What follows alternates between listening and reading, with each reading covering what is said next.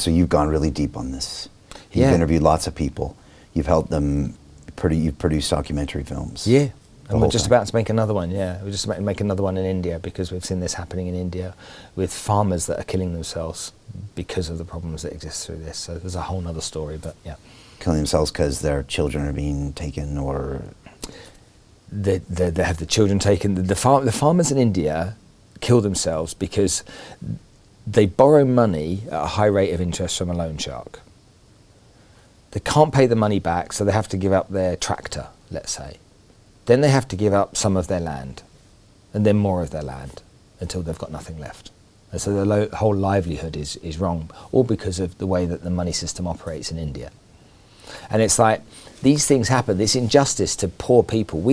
A lot of these problems are solved very easy. Trafficking is solved, it's solvable, but it has to come from the top. The desire has to be from the top to be solvable. And when you look at Epstein and what was going on with him, and okay, they weren't children, but they were still teenagers that he was involved with. And if you had a teenage daughter that was 14, 15, 16 years old, would you want to give a middle-aged man a massage in his luxury house in Miami for $500? No. Yeah. You wouldn't want that at all. In fact, if you heard one of your kids doing that, you'd be like, hell no. So, And if you go deep into this, which you can, and you can go down into MK Ultra, which is the CIA program that was established, where the Nazi soldiers came to train kids to be killers, that again were trafficked kids. They empty their brain of any moral compass and destroy their lives. Why? Well, for some 50-year-old politician wants to have sex with a 5-year-old.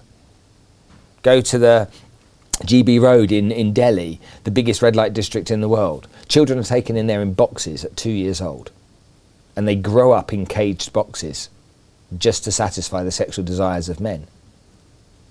I mean, like, it's just sick. And this is mostly not talked about, right? And people point fingers at Hollywood, and they don't want to talk about it because that is almost a city, maybe not built on this, but built on taking advantage of young kids for movies.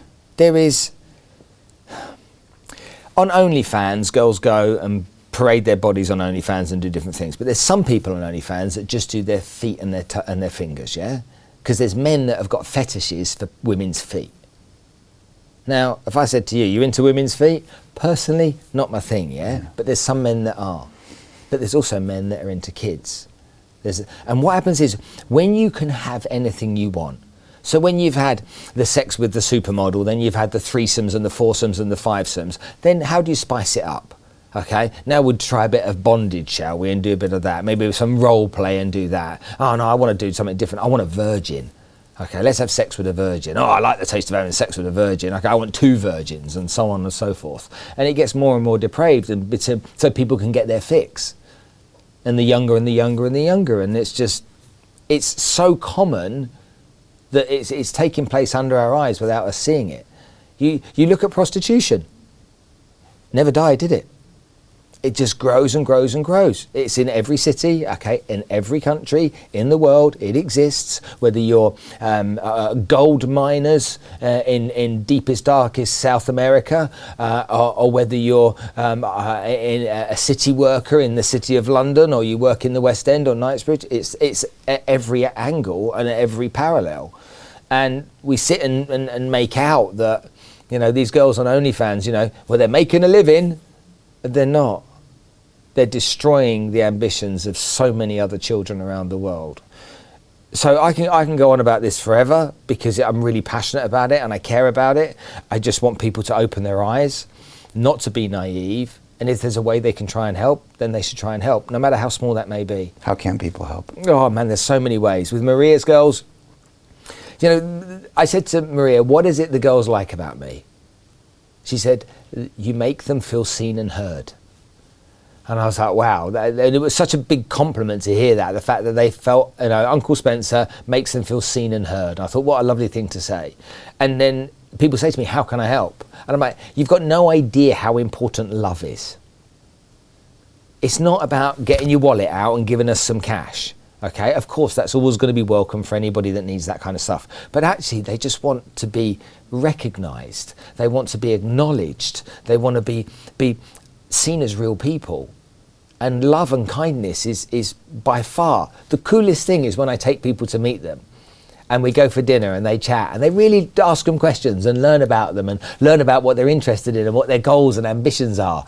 You know, and you see these kids, they just come alive. Because they want the same as anybody else. We want to feel that we're part of something and we're not alone, and we want to feel like we're respected. Because people can move mountains themselves when people believe in them. You know, if you don't believe in somebody, then they've got to work out how to get an education, or they've got to work out how to get somewhere to live. That's 10 times more difficult than if you've got people behind you saying, I believe in you. Okay, I've got your back. You become more powerful, don't you? You can run through walls when people believe in you. So everybody can help. They just need to open their eyes to what's going on around them. Start with love. Everyone can help. Anyone who wants to come and help the people that I work with, just send me a WhatsApp. I'll gladly arrange. You can come and have tea with us. You can come and have a pizza with us. Come and meet them and have some fun and meet these incredible young ladies. I mean, some of them are now going off to university in different parts of the world. One of them wants to be Prime Minister, which is just phenomenal, Shuli. They're just great kids, and you only got to spend 10 minutes with them and you'll start to realise, you know, and you're addicted, so be careful. So this is your mission for the rest of your life? The only thing that matters. Okay. It's the only thing that matters. I don't need all of these things that people need. Okay. I need my kids to be healthy, and I need my mum and dad to live for as long as possible, and I need to try and find a way through whichever means possible to try and highlight the stories of these people that suffer, so that everyone can get a sense of it. And the ones that want to do something about it do, and the ones that don't, no bother, you know.